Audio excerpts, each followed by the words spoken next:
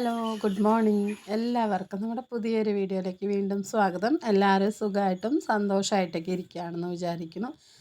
അപ്പോൾ ഇന്നത്തെ നമ്മുടെ വീഡിയോ നമ്മുടെ വീട്ടിലെ വിശേഷങ്ങളാണ് കേട്ടോ. അതായത് നമ്മൾ എൻ്റെ വീട്ടിൽ പോയിട്ടുള്ള ഒരു ദിവസത്തെ കുറച്ച് വിശേഷങ്ങളാണ്. അപ്പോൾ ഞങ്ങൾ ഇന്നലെ വന്നു, പെട്ടെന്ന് ഇങ്ങനെ വന്നതാണ് കേട്ടോ. അപ്പോൾ എന്തായാലും ഇതാ രാവിലെ മുതൽ അങ്ങനെ വീഡിയോ എടുക്കാമെന്ന് വിചാരിച്ചു. അപ്പോൾ നമ്മൾ ഇവിടെ വന്നാലാണ് ഇതുപോലത്തെ കാഴ്ചകളൊക്കെ കാണാനായിട്ട് പറ്റുക കേട്ടോ. നമ്മുടെ വീട്ടിൽ വരുമ്പോഴാണ് ഇങ്ങനത്തെ കാഴ്ചകൾ കാണുക. മാടും മാട്ടുത്തൊഴുത്തും ഒരു തനി നാട്ടും പുറത്തെ ഒരു വീടാണ് കേട്ടോ. അപ്പോൾ അതൊക്കെ ഇവിടെ വന്നാലാണ് കാണാൻ പറ്റുക. അപ്പോൾ ഞാനിതാ രാവിലെ എണീറ്റ് 5 മണിയൊക്കെ ആകുമ്പോഴത്തേക്ക് കുളിയൊക്കെ കഴിഞ്ഞിട്ടാണ് ചന്ദനമൊക്കെ പൊട്ടൊക്കെ വെച്ചിട്ടാണ് വീഡിയോ എടുക്കുന്നത്. അപ്പോൾ ഇന്നിപ്പോൾ നേരത്തെ കുളിയൊക്കെ കഴിഞ്ഞിരിക്കണമെന്ന് വിചാരിക്കുന്നുണ്ടാവും. അപ്പോൾ ഇന്നിപ്പോൾ 4 മണിക്ക് എണീച്ചിട്ട് കുളിയൊക്കെ കഴിഞ്ഞു കേട്ടോ. ഞങ്ങൾ എന്താ പറയുക, വേറൊരു സ്ഥലം വരെ പോകാനായിട്ട് ഇരുന്നതാണ് കേട്ടോ. അപ്പോൾ എനിക്ക് പിന്നെ പോകാനും പറ്റിയില്ല. അപ്പോൾ എല്ലാവരും പോയിട്ടാണ്. എല്ലാവരും പറയുമ്പോൾ ഏട്ടനും നാത്തൂനും ചേച്ചിയൊക്കെ പോയിട്ടുണ്ട്. അപ്പോൾ ഇത് കുട്ടൻ്റെ ഒരു ചെക്കപ്പ് ഉണ്ട് കേട്ടോ. എറണാകുളം പോയിരിക്കുകയാണ്, അമൃതയിൽ. അപ്പോൾ ഹോസ്പിറ്റലിൽ പോയി. അപ്പോൾ ഞാനും പോകാമെന്ന് പറഞ്ഞിട്ട് അങ്ങനെ വന്നതാണ് പെട്ടെന്ന്. പിന്നെ എന്താ പറയുക, വണ്ടിയിൽ പിന്നെ ഇടമൊന്നും ഇല്ലാത്തതുകൊണ്ട് 5-6 പേരല്ലേ ഇരിക്കുകയുള്ളൂ. അപ്പോൾ പിന്നെ അവർ പോയിട്ട് വരട്ടെ എന്നും പറഞ്ഞിട്ട് അങ്ങനെ ഇരുന്നു കേട്ടോ. അപ്പം ഞാൻ പിന്നെ എന്തായാലും കുളിയൊക്കെ കഴിഞ്ഞ് റെഡിയായി. പിന്നെ എന്താണെങ്കിലും ഇനിയിപ്പോൾ വീട്ടിലെ പണികളൊക്കെ ചെയ്യാം. ഞാനും അമ്മയും പിന്നെ കുഞ്ഞാപ്പിയും പിള്ളേരും ഒക്കെ ഉണ്ട് കേട്ടോ. അവരൊക്കെ പോയി. അതിന് വൈകുന്നേരമൊക്കെ ആവും വരുമ്പോൾ. അപ്പോൾ എന്തായാലും ഇതാ രാവിലത്തെ പണികളൊക്കെ ഇങ്ങനെ ചെയ്തുകൊണ്ടിരിക്കുകയാണ്. രാവിലെ കുളിയും നനയൊക്കെ കഴിഞ്ഞതുകൊണ്ട് പിന്നെ ഫ്രഷായിട്ട് പണിയൊക്കെ ചെയ്യാം. അപ്പോൾ ഞാനിതാ വേഗം മുറ്റമൊക്കെ അടിക്കാനായിട്ട് അവരൊരു 5:30 ആകുമ്പോൾ ഇറങ്ങി. പിന്നെ ഞാനൊരു 6 മണിയൊക്കെ ആകുമ്പോഴാണ് മുറ്റമൊക്കെ അടിക്കാനായിട്ട് നിന്നത്. അപ്പോൾ രാവിലത്തെ മുറ്റമൊക്കെ അടിക്കൽ നടക്കുന്നുണ്ട് കേട്ടോ. ഇവിടെ പിന്നെ ചളിയും ചേർന്നുമില്ല നമ്മുടെ അവിടുത്തെ പോലെ. അവിടെയാണ് കോൺക്രീറ്റ് ഒന്നും ചെയ്യാത്തതുകൊണ്ട് ചളിയൊക്കെ ഉള്ളത്. ഇവിടെ പിന്നെ മുറ്റമൊക്കെ ഏകദേശം എല്ലാവിടെയും കോൺക്രീറ്റ് ചെയ്തിട്ടുണ്ട്. പിന്നെ പുറകിലും അവിടെയൊക്കെയാണ് സാധാരണ മുറ്റമുള്ളത് കേട്ടോ.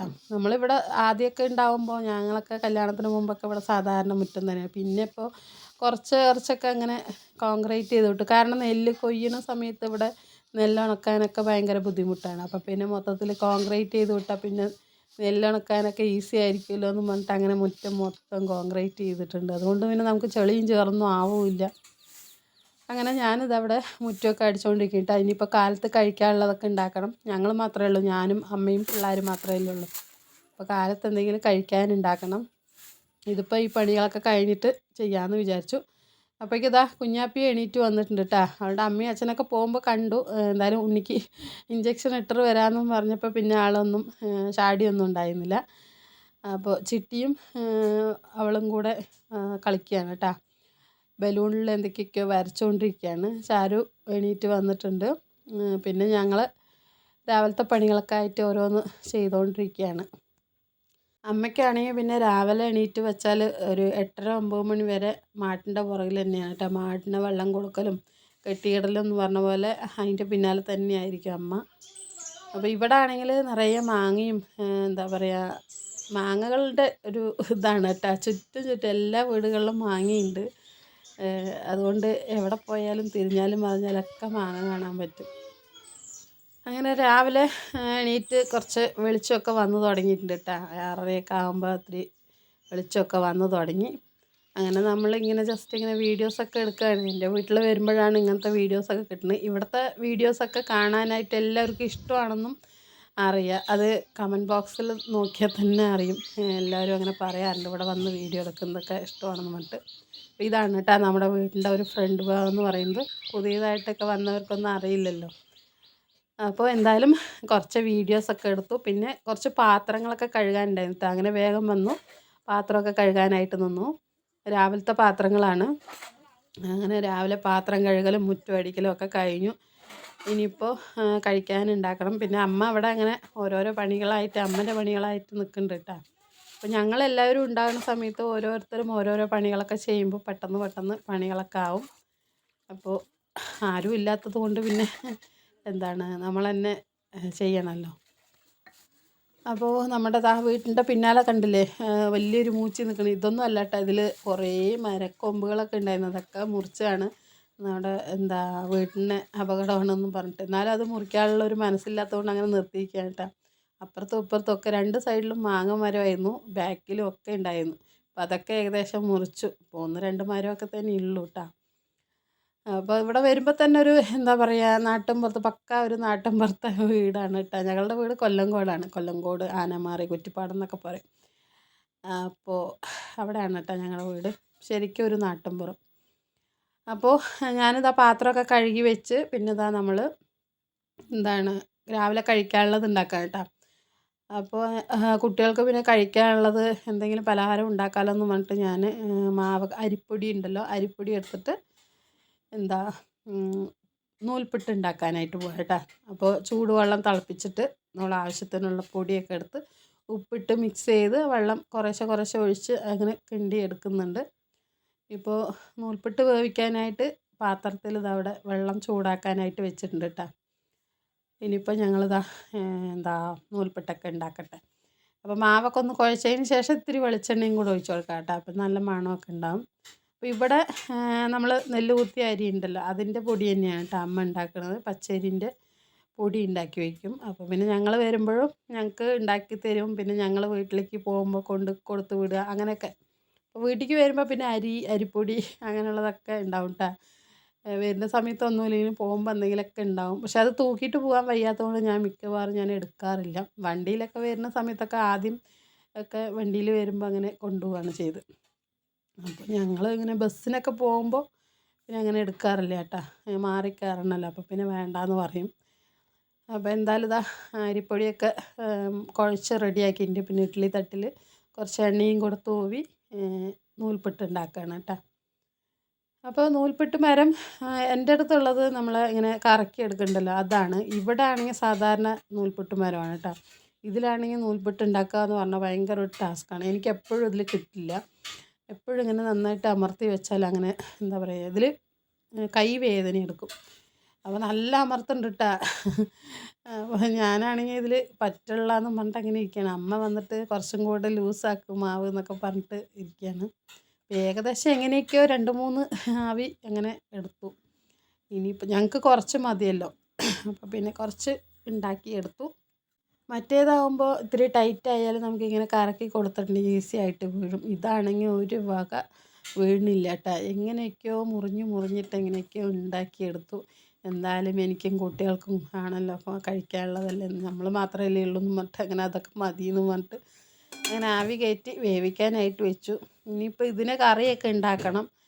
അപ്പോൾ നൂൽപുട്ട് എന്തായാലും വേകുമ്പോഴേക്കും ഞാൻ പോയിട്ട് കുറച്ച് തുണി ഉണ്ടായിരുന്നു കേട്ടോ. അത് കുളിയൊക്കെ കഴിഞ്ഞല്ലോ, അപ്പോൾ അതിന് കുറച്ച് തുണി ഉണ്ടായിരുന്നു. പിന്നെ ഉണ്ണിൻ്റെ ഡ്രസ്സൊക്കെ ഉണ്ടായിരുന്നു, ഇത് കൂട്ടൻ്റെ ഡ്രസ്സൊക്കെ അവിടെ ഉണ്ടായിരുന്നു. അപ്പോൾ അതൊക്കെ ഒന്ന് കഴുകിയിടാമെന്നും പറഞ്ഞിട്ട് അങ്ങനെ ഞാനിതാ തുണികളൊക്കെ കഴുകാനായിട്ട് വന്നു. പൈപ്പിൽ വെള്ളം വന്നിട്ടുണ്ട് കേട്ടോ. 5:30 ആകുമ്പോൾ ഇവിടെ പൈപ്പിൽ വെള്ളം വരും. പിന്നെ ഓസിട്ടിട്ട് നമ്മൾ നിറയ്ക്കേണ്ട അവിടെയൊക്കെ ടാങ്കിലൊക്കെ നിറച്ച് വയ്ക്കും. 8 മണിയൊക്കെ ആകുമ്പോഴത്തേക്കും വെള്ളം നിൽക്കുകയും ചെയ്യും. അപ്പോൾ ഇവിടെ കിണറ്റിൽ വെള്ളമുണ്ട് കേട്ടോ. മോട്ടർ കംപ്ലൈൻ്റ് ആയതുകൊണ്ട് മോട്ടർ അടിക്കാൻ പറ്റില്ല. ഇവിടെ കണ്ടില്ലേ, വലിയ കിണറാണിത്. വെള്ളമൊക്കെ ഉണ്ട്, അത്യാവശ്യം നമുക്ക് വേണ്ട വെള്ളമൊക്കെ ഉണ്ട്. പിന്നെ ഈ ഭാഗത്ത് നമ്മുടെ കിണറ്റിലെ വെള്ളമൊക്കെ ഇച്ചിരി ചളപ്പുള്ള വെള്ളമാണ് കേട്ടോ. അതായത് ഒരു ഉപ്പ് രസം കലർന്ന വെള്ളമാണ്. പണ്ടൊക്കെ ഞങ്ങൾ ചെറുപ്പത്തിലൊക്കെ അങ്ങനെ ഇത് നല്ല വെള്ളമാണ് കുടിക്കാനൊക്കെ. എല്ലാവരും ഇവിടെ വന്നിട്ടാണ് വെള്ളം നിറയ്ക്കുന്നത്. പക്ഷേ ഇപ്പോൾ ഞങ്ങൾക്ക് ഒരു 10-15 വർഷം ആയിട്ട് ഇവിടുത്തെ വെള്ളം എല്ലാ കിണറുകളിലും ചളുപ്പ് വരാൻ തുടങ്ങി. എല്ലാവിടെയും നല്ല വെള്ളമായിരുന്നു, പക്ഷേ എല്ലാ കിണറും ഇപ്പോൾ കേട് വരാൻ തുടങ്ങി. കാരണം ഇവിടുത്തെ ഏരിയൻ്റെ ഒരു ഇതാണ്, എന്താണെന്നറിയില്ല. ഇവിടുത്തെ എല്ലാ കിണറും അങ്ങനെ ചളുപ്പായിട്ടാണ് കേട്ടോ കിണറുകൾ ഇരിക്കുന്നത്. അപ്പോൾ അതുകൊണ്ട് വെള്ളം കുടിക്കാനൊന്നും എടുക്കില്ല. പിന്നെ പൈപ്പ് വെള്ളം തന്നെയാണ് കേട്ടോ എടുക്കുന്നത് കുടിക്കാനൊക്കെ. ഇത് ഞാനിതാ തുണികളൊക്കെ കഴുകിയിട്ട് വന്നിട്ട് ഇങ്ങനെ തെണ്ണയിൽ ഇരുന്നപ്പോഴാണ് ഇത് കണ്ടില്ലേ, ഈ പെട്ടി കണ്ട നിങ്ങൾക്ക് മനസ്സിലാവുമല്ലോ അതെന്താണെന്ന്.